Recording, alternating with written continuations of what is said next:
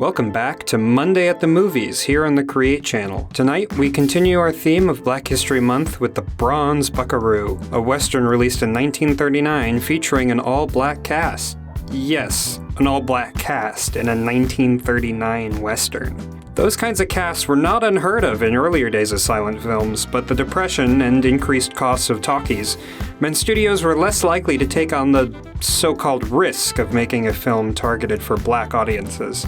Herb Jeffries stars in the film as the titular Buckaroo. Jeffries was a musician and a singer who worked with many bands, including Duke Ellington. A lifelong cowboy fan, he noticed that there were no black actors starring in the Western films that dominated the time. To fix this, he set out to create the first all-black musical Western. His efforts resulted in Harlem on the Prairie, released in 1937.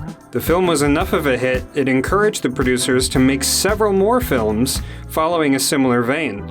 One of which happened to not have its copyright renewed, which allows us to bring it to you tonight. So for your viewing pleasure, please sit back and enjoy The Bronze Buckaroo.